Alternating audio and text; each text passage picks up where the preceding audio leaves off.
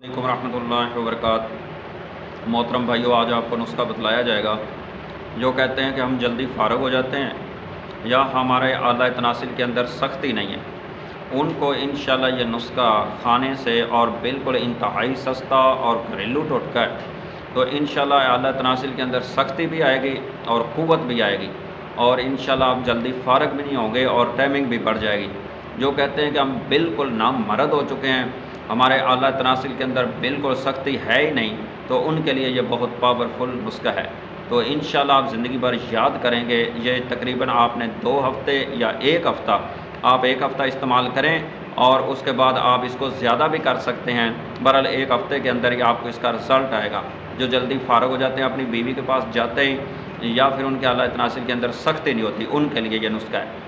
आपने करना क्या है, नाश्ते के बाद ये नुस्खे को इस्तेमाल करना है।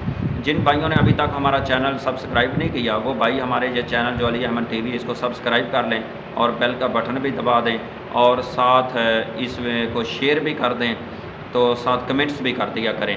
तो आइए मोहतरम भाइयों, मैं आपको वो नुस्खा बतलाऊँ। वो नुस्खा क्या है? आपने आधा किलो दूध लेना है, खालिस दूध हो, गाय का दूध हो। आपने इसके अंदर मोहतरम भाइयों जो अदरक है वो आपने डालनी है। इसके अंदर आधी टांग 25 ग्राम जो अदरक है सबज़, ये आपने इसके छोटे छोटे पीस कर लेने हैं, वो इसके अंदर डालनी है।